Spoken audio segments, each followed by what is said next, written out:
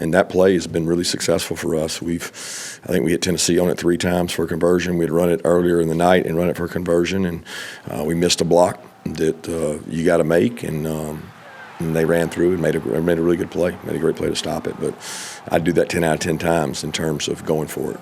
Yeah, a lot of people question Kirby's decision to go for it on 4th down instead of taking the points early in the 4th quarter. They get stopped on 4th and end up losing by 3 points as the longest home winning streak in the nation is snapped at 33 games, 24-21 versus Alabama on Saturday. Grant and John are still alongside me here on Sunday night. Kirby drops to 1-7 versus the Crimson Tide, and when he was asked about that record, he kind of snapped back, was like, what's everybody else's record? I mean, that's kind of the point, but also not really. John, what's the problem? How can they not beat Alabama, even at home in this situation? It almost feels like they played differently. I don't know how to explain it, but when you see guys dropping passes, you have a wide open touchdown. It should have been 28-24. You see Kirby rushing to go for it on 4th and 1. You had been running the ball at will. Take your time, line up, get your best play, and go with it. I know we said they ran that play 3 times against Tennessee, and it worked every time. Sorry, Tennessee's not Alabama, and for whatever reason, there seems to be a mental block when they see the Crimson Tide come to town or you're on the road against them. I think if you played them 20 more times, you're probably going to have these same type of outcomes every time. Georgia's just as, if not more talented than Alabama, but for whatever reason in the biggest games, Alabama just makes the play. This is the first time they had played together in Athens in 10 years, and it looked a lot like all the other matchups, right? I mean, the struggles, the mistakes, the drop passes. I mean, Alabama was 13 for 19 on 3rd down. The defense just couldn't get off the field.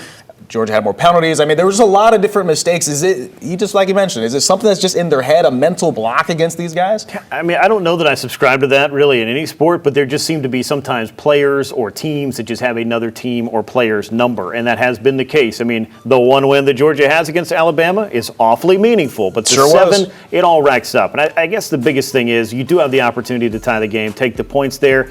I would certainly subscribe to that line of thinking, especially with so much time left. But also, if you're going to run those plays, you got to get to your best players, don't you? You got to get the ball in the hands of your best playmakers. That was my biggest question there. Dawgs with a slow start in this one, down 14 with 14 left in the 2nd quarter. It feels like these slow starts, it was really on both sides of the ball, John. Is that something they can fix? They've got Kentucky coming up this upcoming weekend. Yeah, I'd like to think so. I mean, Kentucky's not a very good football team, but they had slow starts even against teams like Austin Peay.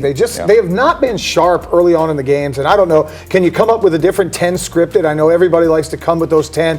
Find a way to get guys involved early on. It's got to change because you still got big games on the schedule with Texas and Ole Miss and teams like that and Georgia Tech at the end of the year. You can't keep falling in a hole or you're going to end up having that bite you in the rear end. They dropped 7 spots and come in at number 12 in the AP poll.